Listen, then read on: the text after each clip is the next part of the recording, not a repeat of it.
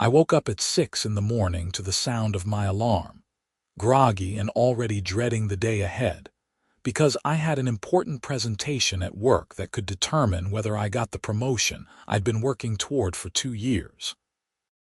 I stumbled out of bed, took a quick shower, threw on my best suit, grabbed my laptop bag with all my presentation materials, and headed downstairs only to look out my front window and see a silver Lexus SUV completely blocking my driveway. Not partially blocking it, not making it tight to get out, but fully parked perpendicular across the entire entrance, so there was absolutely no way I could move my car. My heart sank into my stomach. I lived in Meadowbrook Estates, a planned community in Scottsdale, Arizona, with one of those homeowner associations that seem to have rules about everything from what color you could paint your mailbox to how tall your grass could grow. The HOA board president was a woman named Patricia Hendricks, though everyone in the neighborhood just called her Patricia the tyrant behind her back. She was in her late 40s, always wore designer sunglasses even on cloudy days, drove that exact silver Lexus SUV, and had made it her personal mission to cite every minor violation she could find in our subdivision of 200 homes. I rushed outside in my dress shoes, my tie flapping in the warm Arizona morning breeze, and confirmed my worst fear. The license plate matched Patricia's vehicle. She had parked directly across my driveway sometime during the night, and I had no idea why. I checked my phone to see if she'd sent any messages or emails about HOA business, but there was nothing. I walked up to her vehicle and peered inside, but it was empty. No note on the windshield, no explanation whatsoever. I pulled out my phone and called her number, which I had saved from various HOA matters over the past 3 years since I'd bought my home here. The phone rang 6 times before going to voicemail. "Patricia, this is Lucas Emerson from 4782 Desert Willow Drive. Your car is blocking my driveway, and I have an extremely important work meeting I need to get to. Please call me back immediately or move your vehicle." I waited 5 minutes, pacing back and forth on my front lawn, checking my watch every 30 seconds. My presentation was scheduled for 9 o'clock, and the office was a 45-minute drive across town. I needed to leave within the next 15 minutes to account for morning traffic and have time to set up my materials. I called Patricia again. Voicemail. Then I tried texting her, keeping my message professional despite the panic rising in my chest. Another 5 minutes passed with no response. I looked around the neighborhood, wondering if I should knock on her door, but Patricia lived 4 streets over, and I'd waste precious time walking there and back, especially if she wasn't even home. That's when I noticed old Mr. Henderson from across the street watching from his porch. He raised his coffee mug in a sympathetic salute. "She got you too, huh?" he called out. I jogged across the street, my dress shoes clicking on the asphalt. "What do you mean, she got me too? Has she done this before?" Mr. Henderson was 72, retired from the Air Force, and had lived in Meadowbrook Estates since the development was first built in 2009. He took a sip of his coffee and nodded slowly. "Patricia's been on a rampage lately. Last month, she blocked the Martinez family's driveway for half a day because their hedge was 3 inches too tall according to the HOA bylaws. 2 weeks ago, she did it to the Johnsons because they had their trash cans visible from the street on a non-trash day. You're telling me she deliberately blocks people's driveways as some kind of punishment?"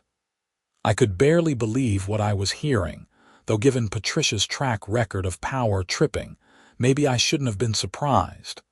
"That's exactly what I'm telling you. She thinks because she's HOA president, she can enforce rules however she wants.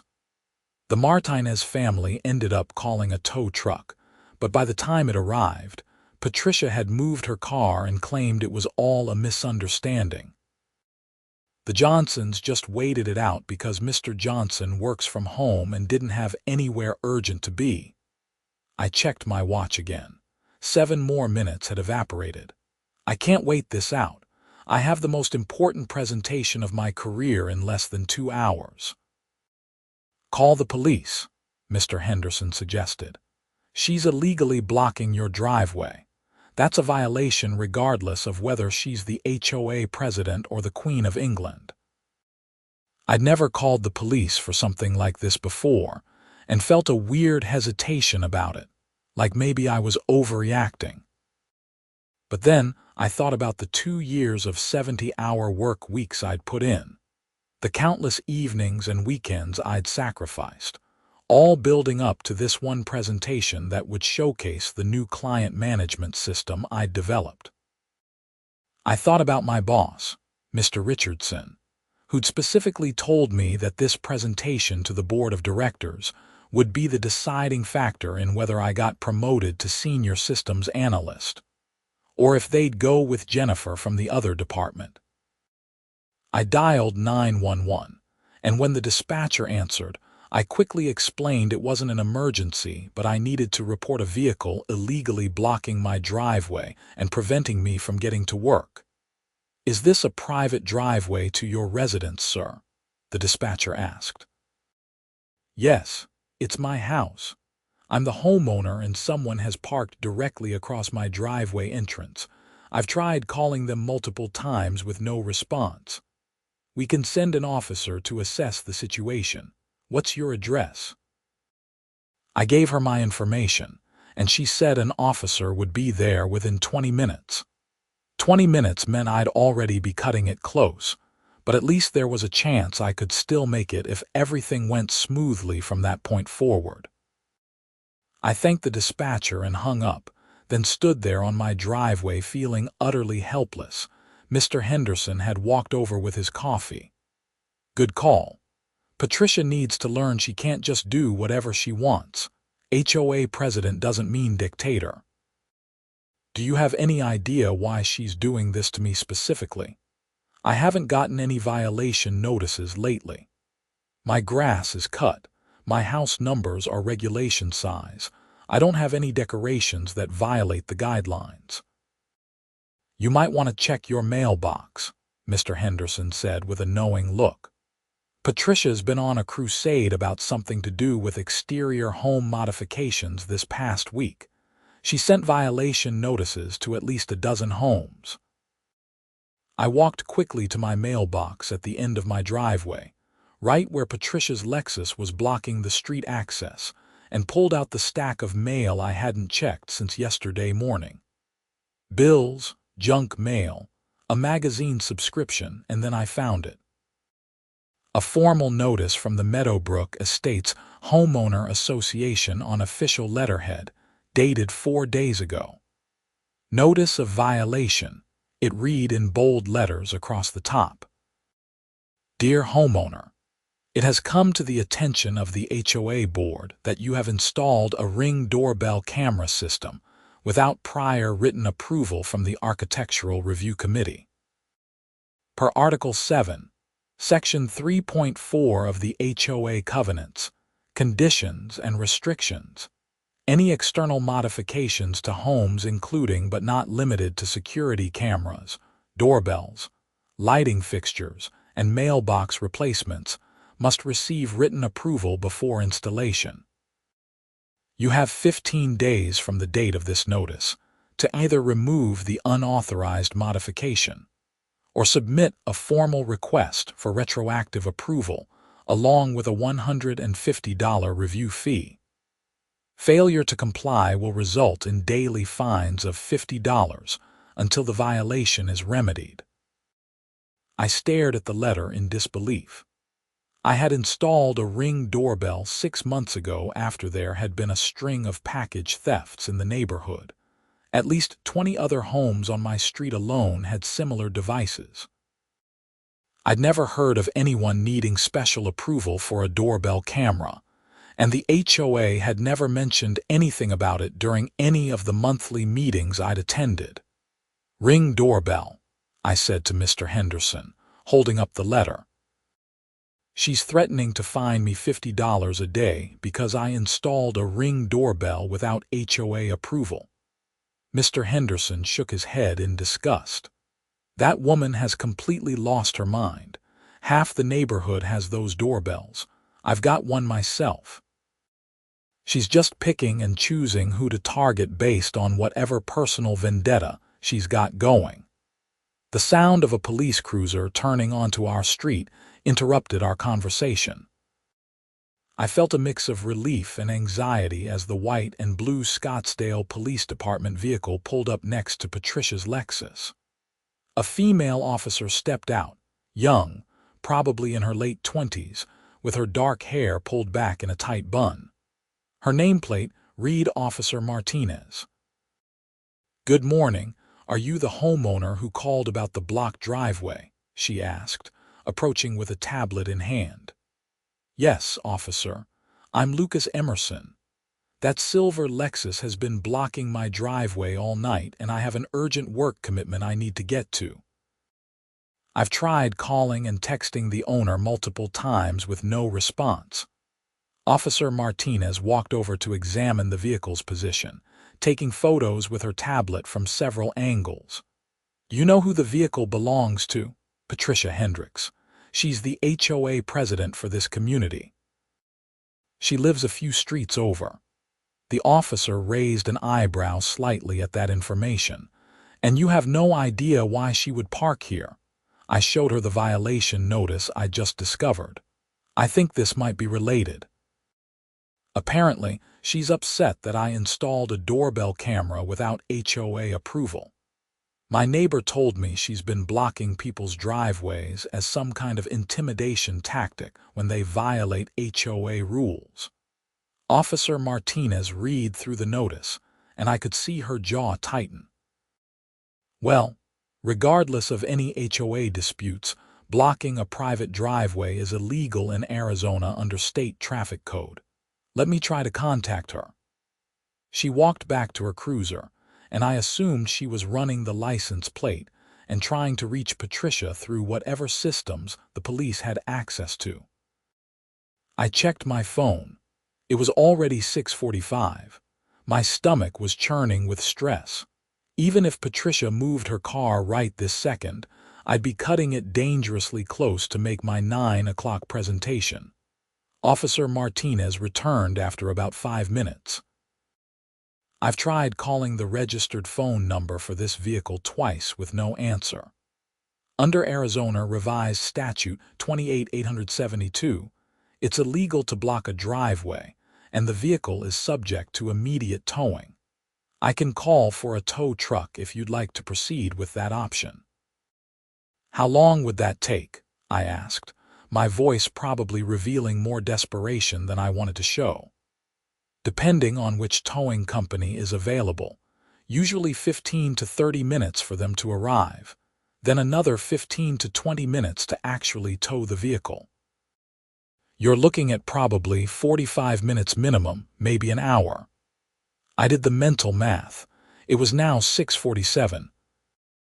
If the tow truck showed up on the fast end and everything went smoothly, I could potentially be on the road by 7:35, which would get me to the office right around 8:20 if traffic cooperated, giving me 40 minutes to spare. It was risky, but what choice did I have? "Yes, please call the tow truck. I need to get to work." Officer Martinez nodded and made the call. While she was coordinating with the towing company, I noticed curtains moving in a few neighboring windows. Mrs. Chen from next door came out onto her porch in her bathrobe, curious about the police presence. 2 houses down, the college kid who rented the place was leaving for an early class and slowed down to see what was happening. "Tow truck is en route from Scottsdale Towing and Recovery," Officer Martinez said, finishing her call. "They estimate 25 minutes. I'm going to write up a citation for the vehicle owner as well."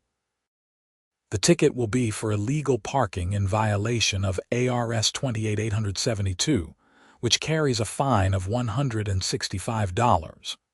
When the vehicle is towed, the owner will also be responsible for all towing and impound fees. What are those fees typically? I asked, genuinely curious. Towing in Scottsdale usually runs between $200 and $250. Plus the impound lot charges a daily storage fee of $35 to $50. If she picks it up today, she's probably looking at around $225 for towing plus the $165 ticket. Call it $400 total. $400. Part of me felt a twinge of guilt about causing Patricia to have to pay that much money. But then I remembered all the stories I'd heard about her tyrannical behavior, the way she'd terrorized families over minor infractions, the $50 per day fine she was threatening me with over a doorbell camera. The guilt evaporated pretty quickly. Mr. Henderson, still standing nearby with his now empty coffee mug, gave me a subtle thumbs up. "About time someone stood up to her," he said quietly. Officer Martinez spent the next few minutes documenting everything with photos and notes on her tablet. She asked me a few more questions about when I'd first noticed the vehicle, what time I needed to leave for work, and whether Patricia had any history of this behavior. I told her what Mr. Henderson had shared about the Martinez and Johnson families. "I'll include that in my report," she said. "If there's a pattern of this behavior, it could potentially escalate to harassment charges, especially if she's using this as a method to intimidate people over HOA disputes." The minutes crawled by with agonizing slowness. I kept checking my phone, watching the time tick forward. 6:55. 7 o'clock. 7:05. I called my office and left a message for my boss's assistant, explaining that I was having a situation at home but would be there in time for the presentation. I tried to sound calm and professional, but my voice was tight with stress.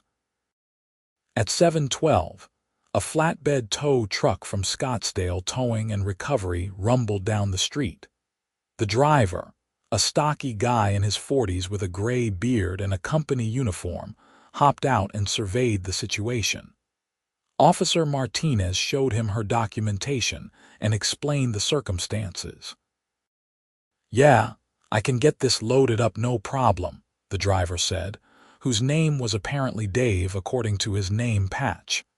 "Seen this kind of thing before, but usually it's not the HOA president doing the blocking. That's a new one." Dave got to work with practiced efficiency, maneuvering his flatbed into position and setting up the hydraulic lift. I stood there watching, my laptop bag slung over my shoulder, my car keys in my hand, ready to sprint to my vehicle the instant I had clearance to back out of my garage. As Dave was securing the winch cable to Patricia's Lexus, another vehicle came speeding down the street. A white Mercedes sedan screeched to a stop, and Patricia Hendricks herself jumped out, her face flushed red with anger. She was wearing yoga pants and a designer athletic top, her blonde hair pulled back in a ponytail, those signature oversized sunglasses perched on her head despite it being barely past 7 in the morning. "What do you think you're doing?" she shrieked, rushing toward the tow truck. "That's my vehicle. You can't tow that." Officer Martinez stepped smoothly between Patricia and the tow truck. "Madam, I need you to calm down and stop right there." "I will not calm down. Someone called the police on me. Are you kidding me right now?" Patricia's voice was shrill enough that I saw more curtains moving in neighboring windows. "I'm the HOA president of this community. I have every right to park where I need to park when I'm conducting official HOA business." "Madam, you've illegally blocked this resident's private driveway," Officer Martinez said with remarkable patience.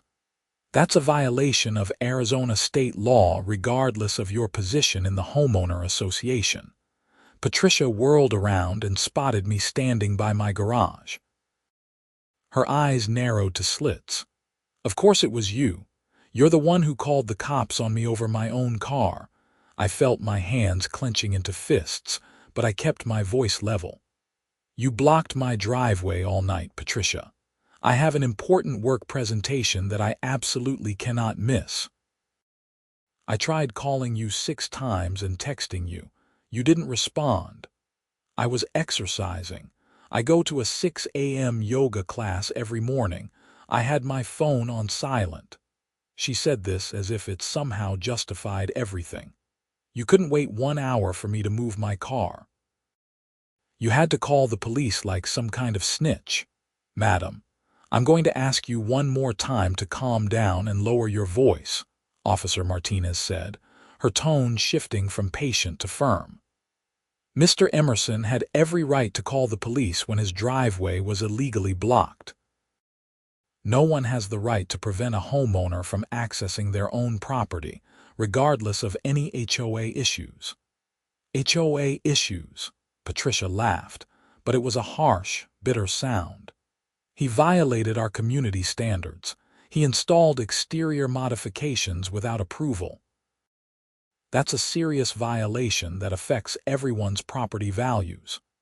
Dave, the tow truck driver, had continued working throughout this entire exchange, apparently used to dramatic confrontations. The hydraulic lift whined as Patricia's Lexus began rising onto the flatbed. This seemed to send Patricia into an even higher level of panic. "Stop! You stop that right now!" She tried to move around Officer Martinez, but the officer sidestepped to block her path again. "Madam, the vehicle is being legally towed. You can retrieve it from the impound lot after you pay the towing fees and the citation." "Citation? You're giving me a ticket?" Patricia's voice hit a pitch that probably made dogs 3 blocks away start howling. "This is absolutely insane. I'm the victim here. He's the one who violated HOA rules." "HOA rules don't supersede state traffic laws," Officer Martinez said. "You parked your vehicle blocking a private driveway. That's illegal. You're receiving a citation for $165, and you'll need to pay the towing and impound fees to recover your vehicle." I could see Patricia's face cycling through various shades of red and purple. She pulled out her phone and started jabbing at the screen. "I'm calling my lawyer. This is harassment. This is discrimination. I'll have your badge for this." Officer Martinez looked completely unbothered by the threat, probably because she'd heard it 100 times before. "You're welcome to contact anyone you'd like, madam. Here's your citation." She held out the printed ticket from her mobile printer. Patricia snatched it from her hand and immediately crumpled it into a ball. "This is bullshit. Complete bullshit. You people have no idea who you're messing with. I have connections in this city. My husband is a partner at Morrison and Associates law firm." "Then I'm sure your husband can help you understand the law regarding blocked driveways," Officer Martinez replied coolly. "Dave, are we secure?" "All set, officer," Dave called from the tow truck. Patricia's silver Lexus was now fully loaded on the flatbed, secured with chains and straps. "I'll have this over to the lot in 30 minutes. "Perfect.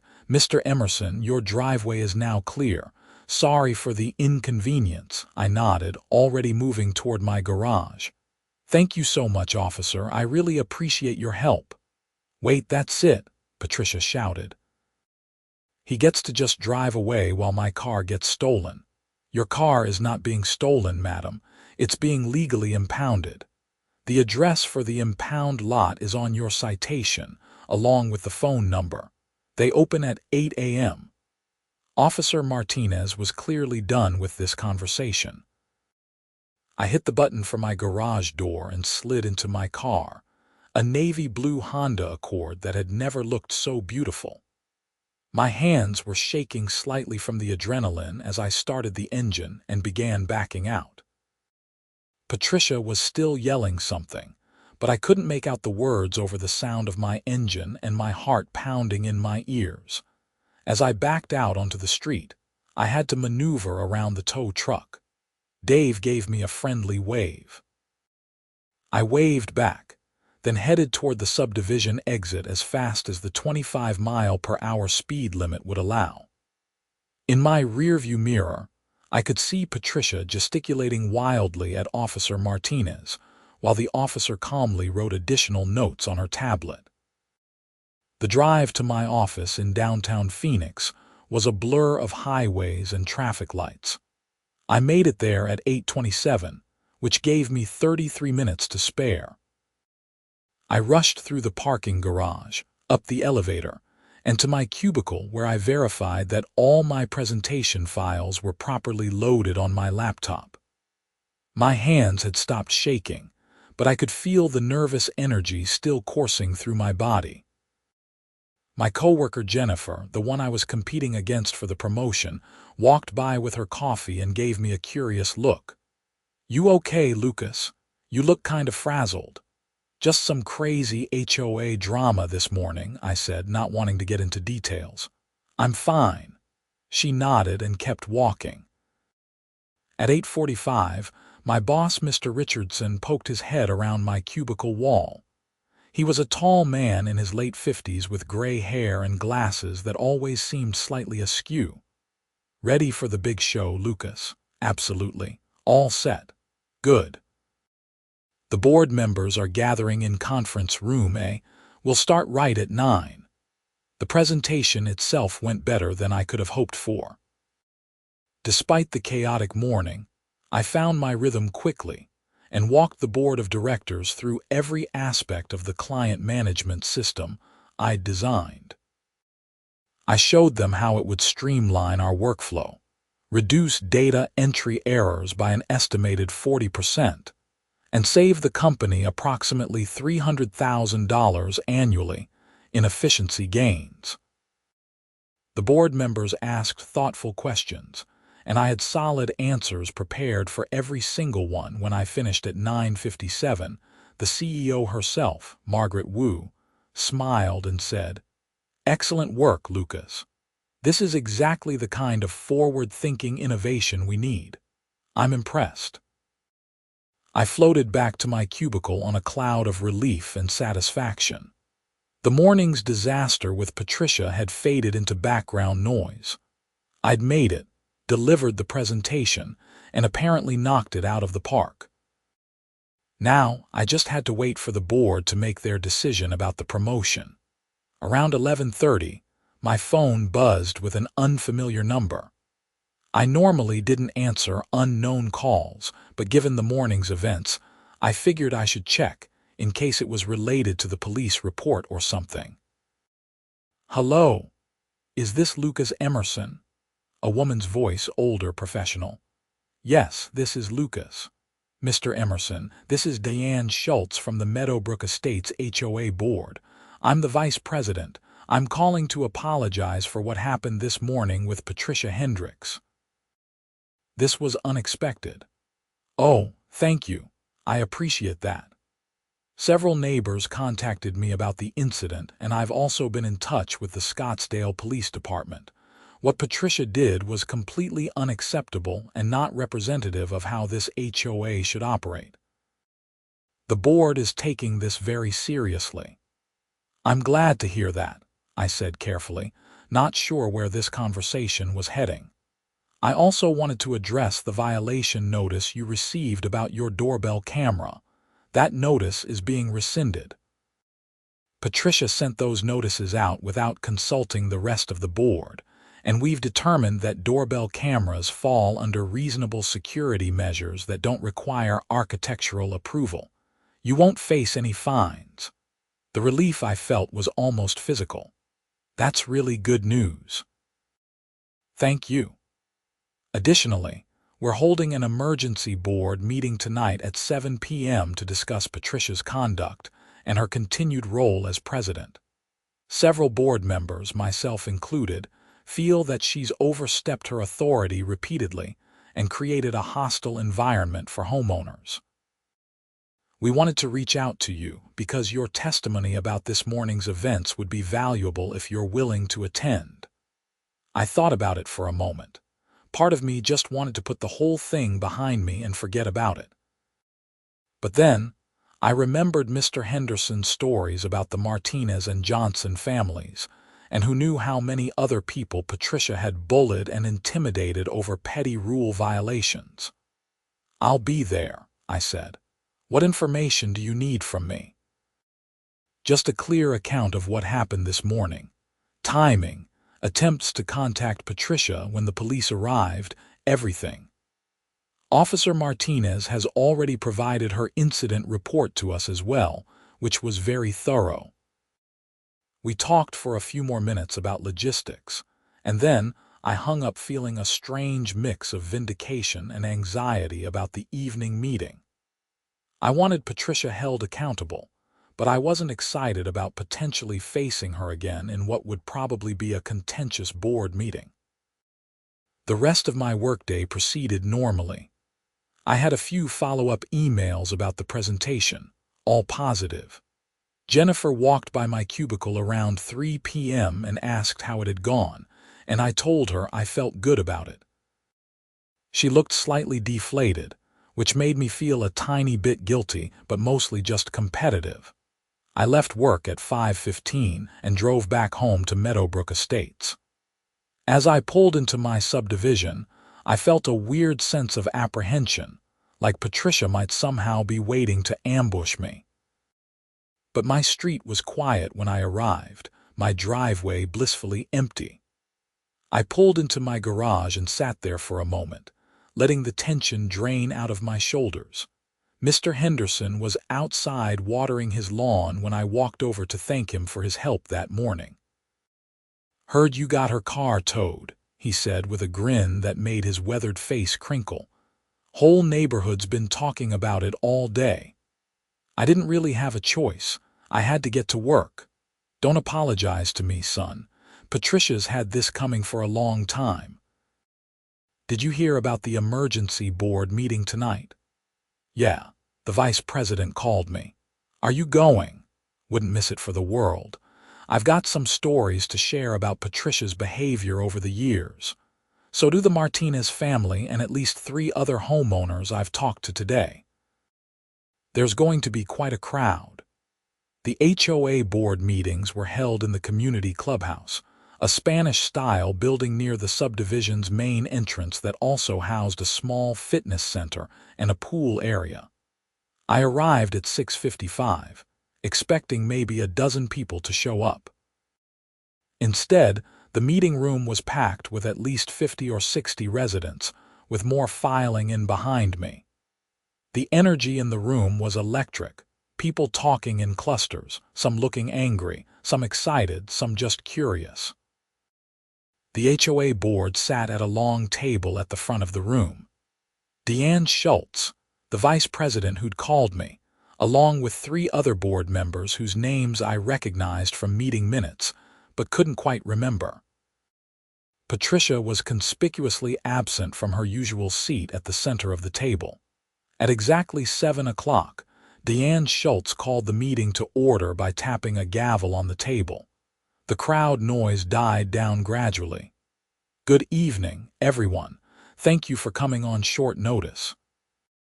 This is an emergency session of the HOA board to address serious concerns about the conduct of our board president, Patricia Hendricks. Before we begin, I want to note that Patricia was notified of this meeting and invited to attend, but she has declined to be present." A murmur ran through the crowd. Someone in the back shouted, "Coward!" and a few people laughed, though Deanne quickly restored order. "We'll proceed in an orderly fashion. First, I'd like to summarize the incident that triggered this emergency meeting. Then we'll hear from several affected homeowners." This morning at approximately 6:45 a.m., Patricia Hendricks blocked the driveway of homeowner Lucas Emerson with her personal vehicle, preventing him from leaving for an important work commitment. When Mr. Emerson attempted to contact her multiple times, she didn't respond. He was forced to call the Scottsdale Police Department, and Patricia's vehicle was subsequently towed for illegal parking. She received a citation, and her vehicle was impounded. Deanne paused and looked directly at me in the third row. "Mr. Emerson, would you be willing to provide your account of the events?" I stood up, suddenly very aware of 50-plus pairs of eyes on me. Public speaking at work was one thing, but this felt different, more personal. I cleared my throat and recounted the entire morning. Waking up to find my driveway blocked, the multiple attempted calls and texts, the conversation with Mr. Henderson about Patricia's pattern of behavior, calling the police, Officer Martinez's response, and finally, Patricia's explosive arrival as her car was being loaded onto the tow truck. When I finished, several people in the crowd nodded sympathetically. An older Hispanic man raised his hand, and Diane acknowledged him. "Yes, Mr. Martinez. Patricia did the same thing to my family last month," Mr. Martinez said, standing up. Our hedge was maybe 2 or 3 inches taller than the HOA specification, and instead of just sending us a normal violation notice, she blocked our driveway for 6 hours. My wife had to miss her doctor's appointment. When we finally got a hold of Patricia, she said we needed to learn to respect community standards. We had to take a day off work to trim the hedge to the exact height she demanded, or she threatened daily fines. Another hand went up, a younger woman I recognized from seeing her jogging through the neighborhood. "I'm Sarah Johnson from Desert Rose Court. Patricia blocked our driveway 2 weeks ago because our trash cans were visible from the street on a Tuesday. Trash day is Thursday, but we'd forgotten to bring the cans back from the curb on Monday night. She parked across our driveway and sent my husband a text saying our cans would remain in timeout until we learned to follow basic rules. She didn't move her car until Wednesday afternoon." More hands were going up. A man in his 30s stood without being called on. "Thomas Wright, Seguero Lane. Patricia cited me for having a welcome mat that was the wrong color. Then she blocked my car in for an afternoon until I went to Target and bought a new mat in an approved earth tone." The stories kept coming, each one more absurd than the last. Patricia had apparently been on a months-long campaign of petty tyranny, using her position as HOA president to enforce rules selectively and punitively, with her favorite tactic being to physically block people's vehicles until they complied with her demands. Deanne Schultz was taking notes on everything, her expression growing more and more grim. After about the 8th person shared their story, she held up a hand. "Thank you all for coming forward. This paints a very clear picture of systematic harassment and abuse of authority. I want to be clear that none of this behavior was authorized or approved by the rest of the board.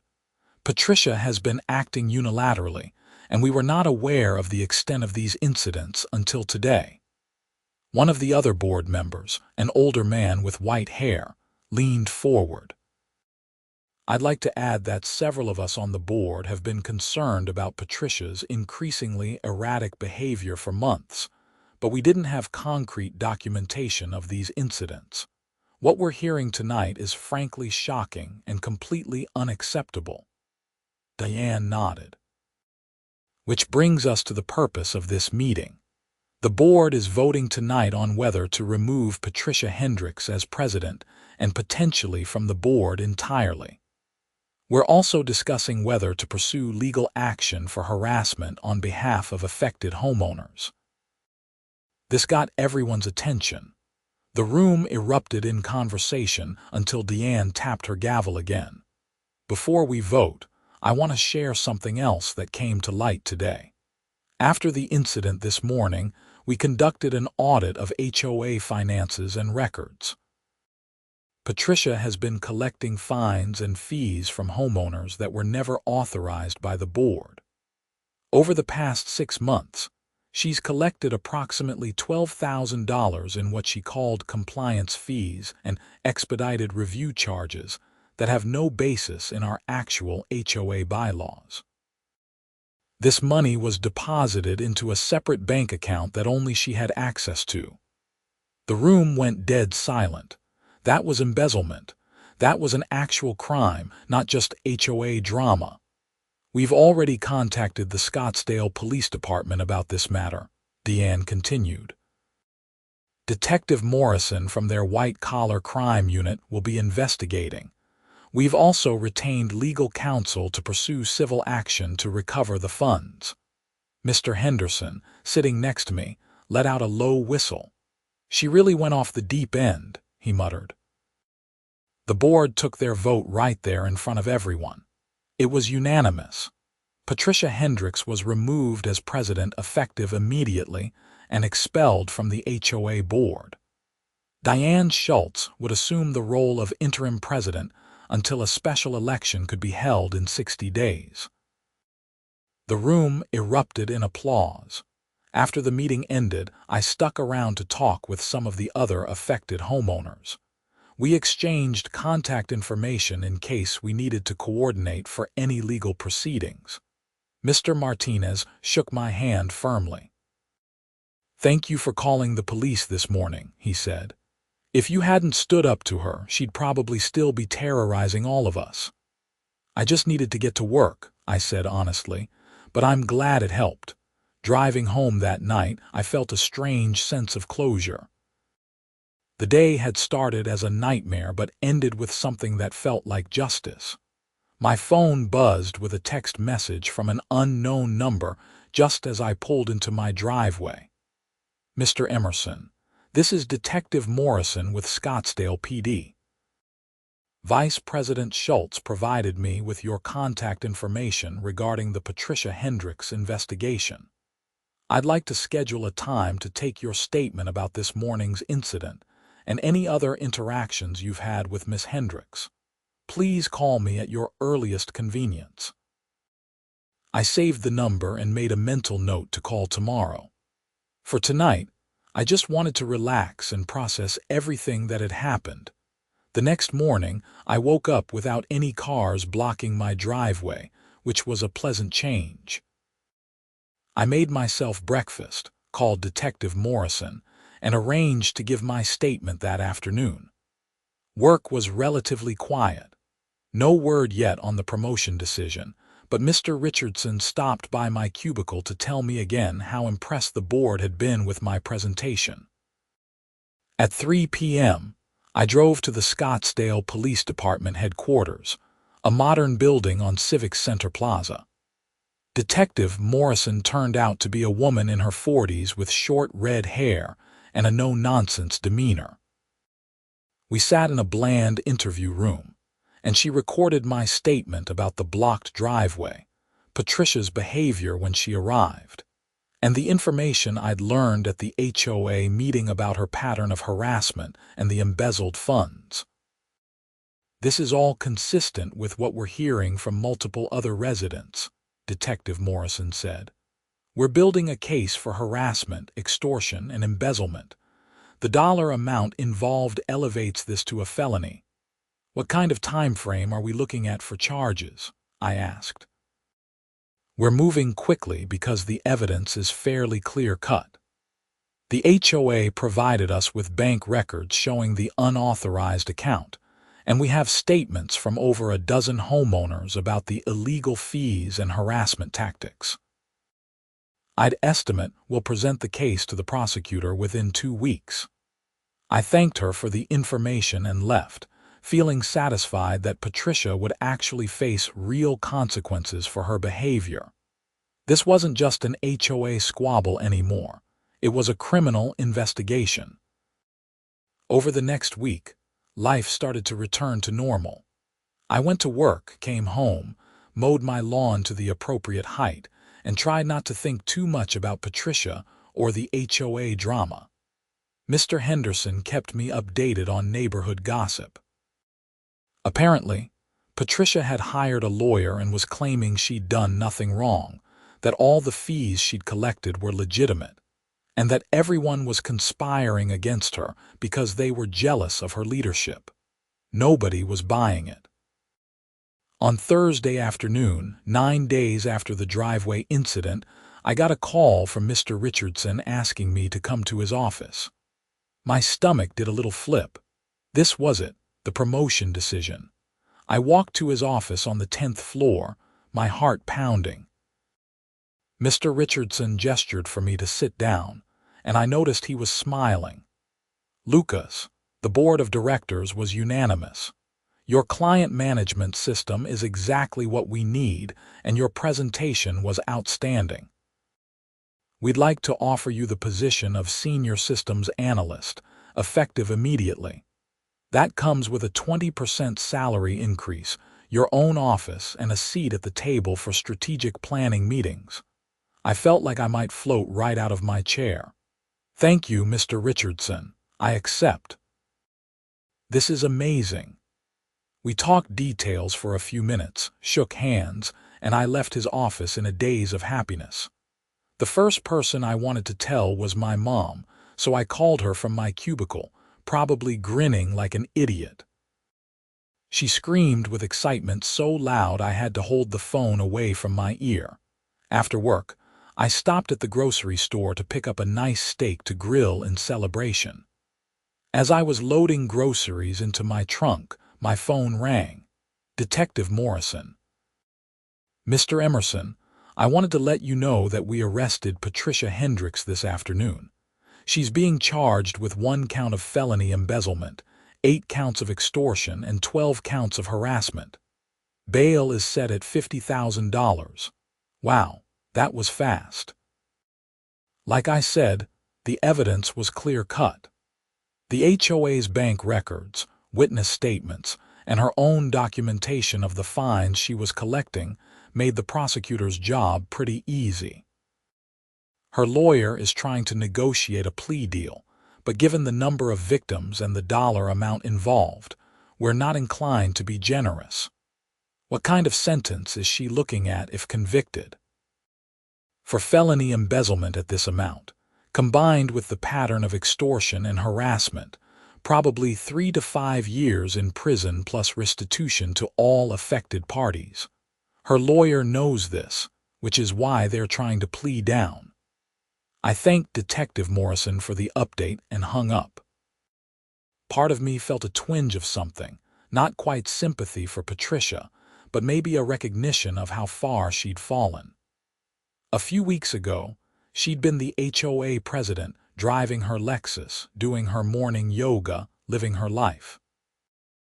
Now she was facing felony charges and possible prison time, all because she'd decided that being in charge of a homeowner association gave her the right to bully and intimidate her neighbors.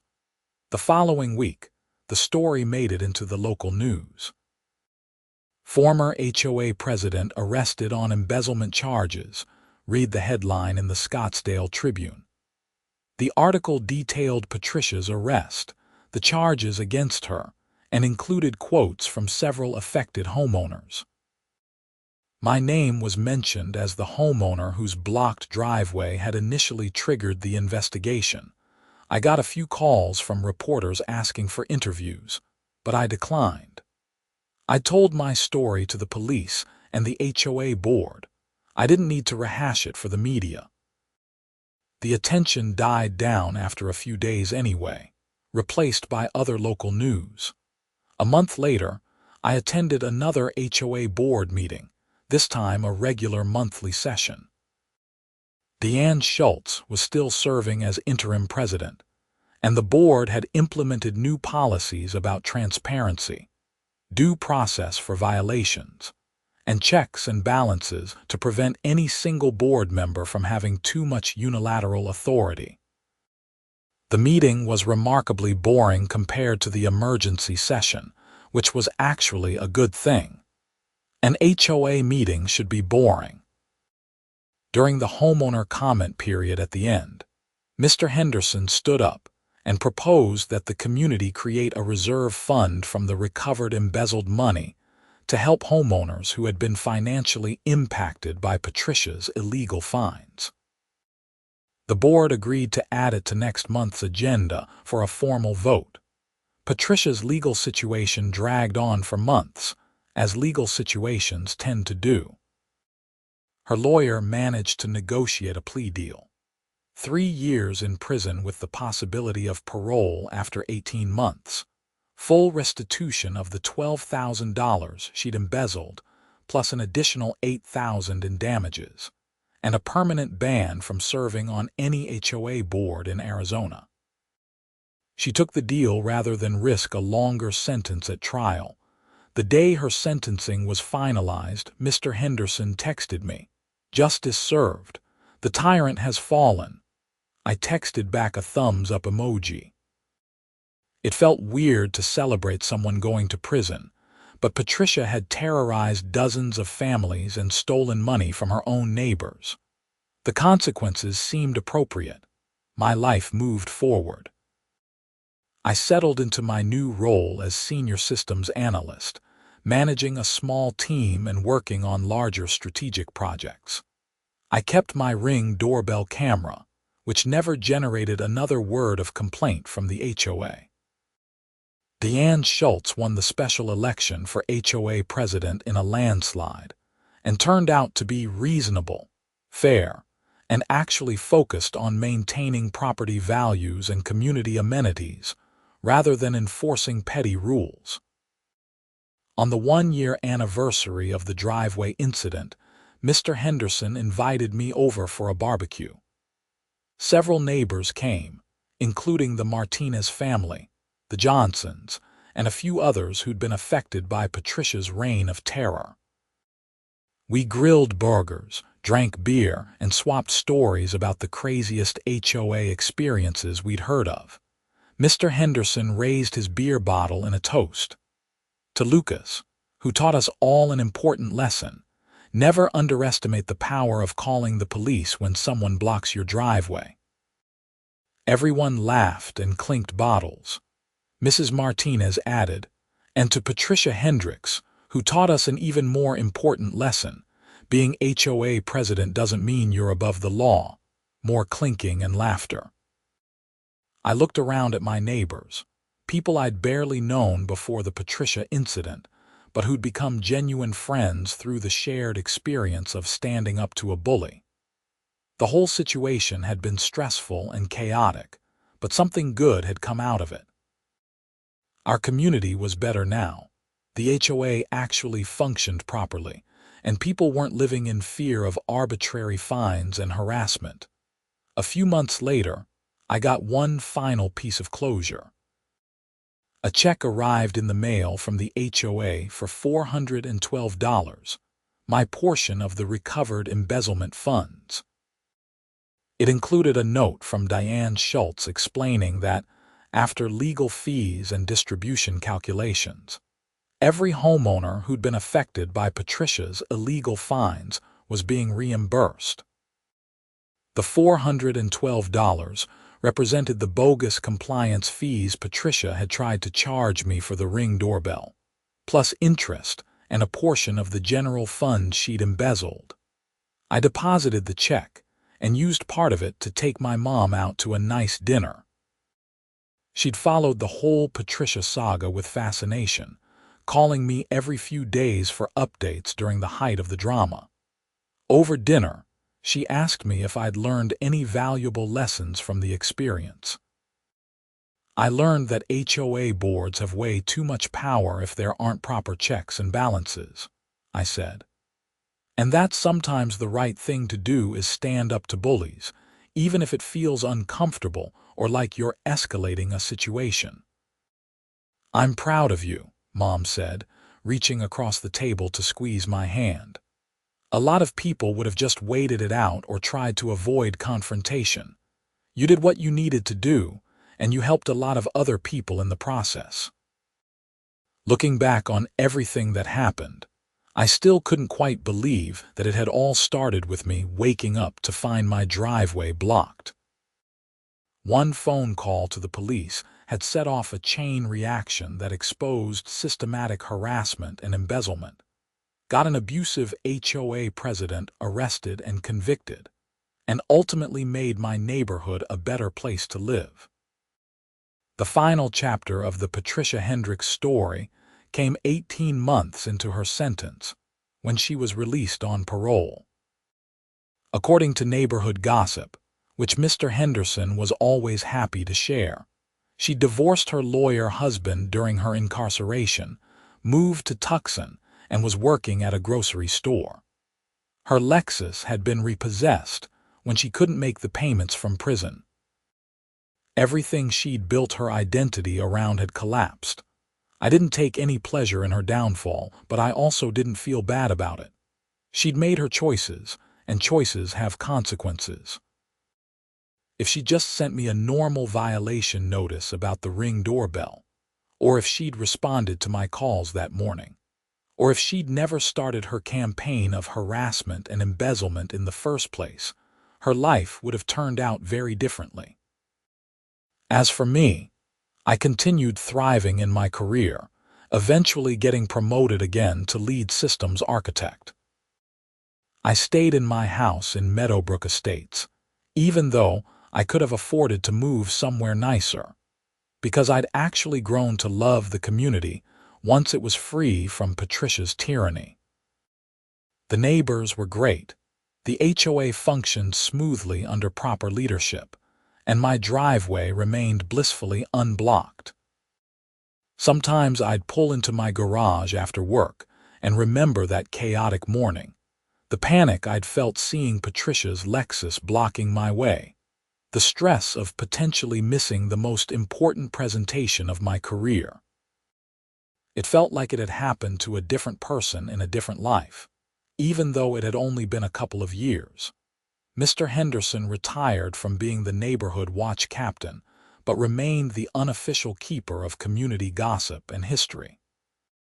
Whenever new families moved into Meadowbrook Estates, he'd eventually tell them the story of Patricia Hendricks and the great HOA uprising of 2026. The story grew more elaborate with each telling, but the core truth remained. One woman's abuse of power had been brought down by community solidarity, and one guy who just needed to get to work on time. The Ring doorbell that had started the whole conflict was still mounted next to my front door, recording package deliveries and the occasional wandering cat. It had been worth every penny of the $120 I'd paid for it, though obviously not in the way I'd originally intended. Life in a homeowner association could be complicated, full of petty rules and territorial disputes and personality conflicts. But it could also be a genuine community when people worked together toward common goals.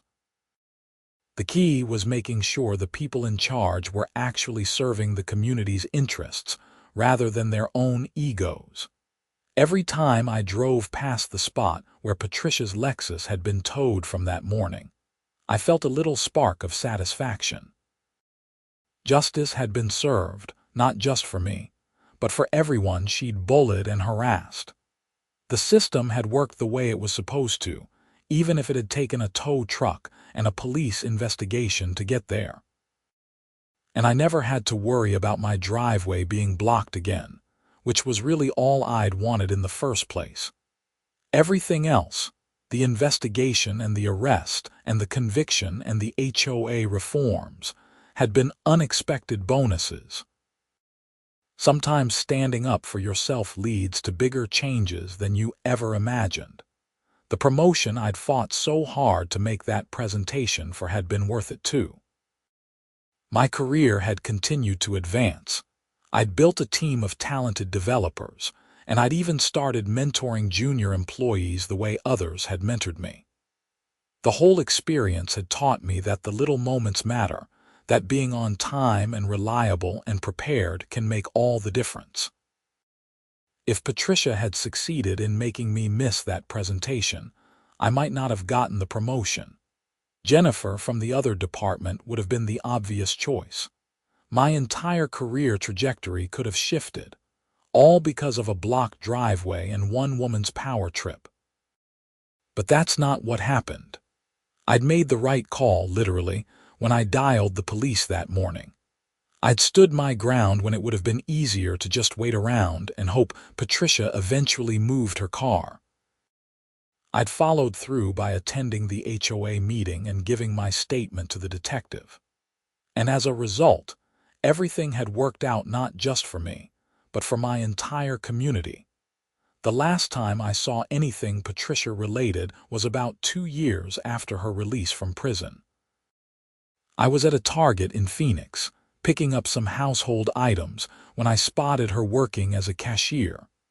She looked different older, her blonde hair now streaked with gray, no designer sunglasses or athletic wear, just a red Target polo and a tired expression.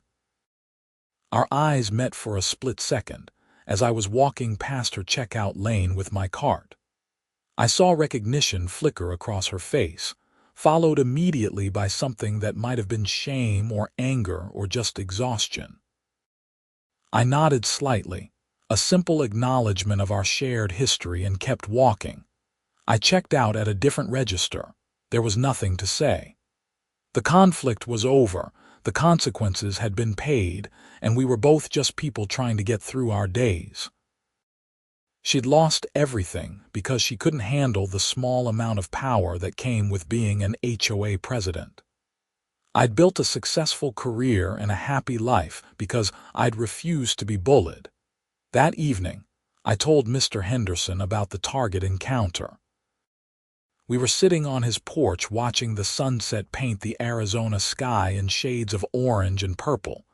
"Did you say anything to her?" he asked. "No. What would be the point? It's done." "You're more mature than I am."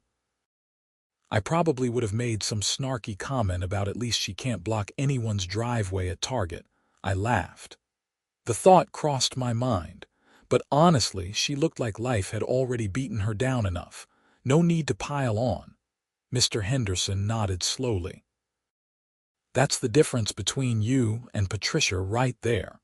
She couldn't stop herself from piling on when she had power. You knew when to walk away." We sat in comfortable silence for a while, listening to kids playing basketball a few houses down, dogs barking in backyards, the normal sounds of a functioning neighborhood. The HOA had recently approved a budget for new playground equipment at the community park, and there was talk of organizing a neighborhood block party for the 4th of July. Normal stuff. Boring stuff. Good stuff. My life had moved far beyond the drama of that morning when I woke up to a blocked driveway. I'd achieved the career success I'd been working toward, built genuine friendships with my neighbors, and learned some valuable lessons about standing up for yourself and others. The Patricia situation had been a catalyst, one of those unexpected moments that ends up defining a period of your life, even though it seemed like just an annoying inconvenience at the time. Looking back, if I could change anything, I wouldn't. Not the blocked driveway, not the police call, not the towing, not any of it. Everything that happened needed to happen exactly the way it did. Patricia needed to face consequences for her behavior. The neighborhood needed to be freed from her tyranny. And I needed to learn that I could stand up to conflict when necessary, rather than always trying to avoid it. The $400 Patricia had to pay in towing fees and tickets that day was just the beginning of what she'd ultimately lose.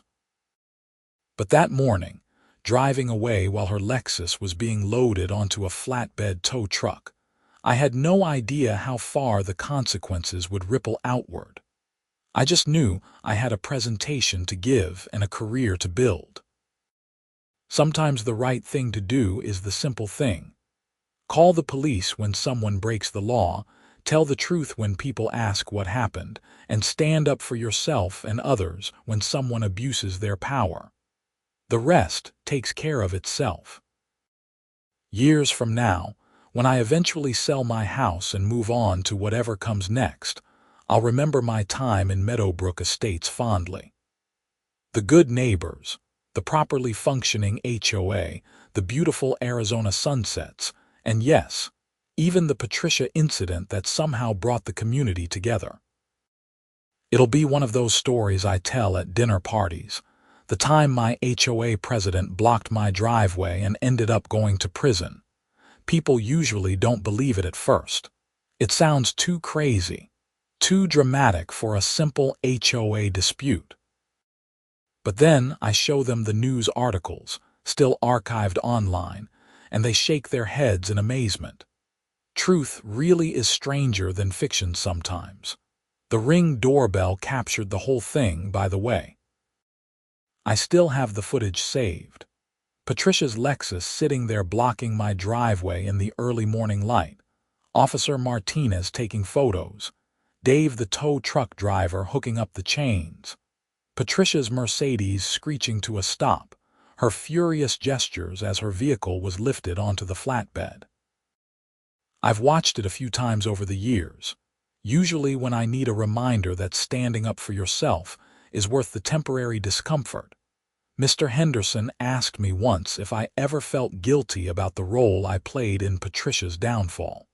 I thought about it carefully before answering. No, I said finally.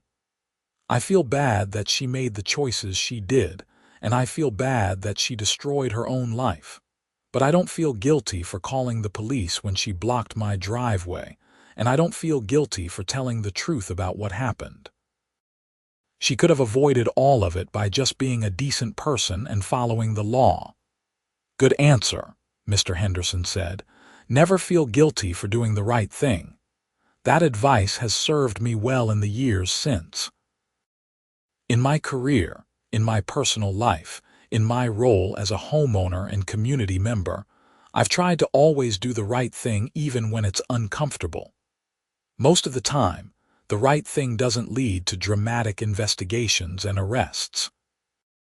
Most of the time, it's just the quiet satisfaction of knowing you acted with integrity. But every once in a while, doing the right thing in a small moment leads to bigger changes than you ever expected. And when that happens, when your simple phone call to report a blocked driveway ends up exposing embezzlement and harassment, and leads to real justice, you realize that individual actions matter more than we usually give them credit for. I'm just a guy who needed to get to work one morning. Patricia was just an HOA president who let power go to her head. The police officer was just doing her job. The tow truck driver was just responding to a call. But all those individual moments and choices added up to something significant, something that changed our entire community for the better. That's what I think about now when I pull into my driveway, each evening after work. Not the drama or the conflict or the legal proceedings, but the simple fact that I live in a community where people look out for each other, where the rules are applied fairly, and where no one has to worry about being bullied by someone on a power trip. And my driveway stays blissfully clear, every single night, exactly as it should be.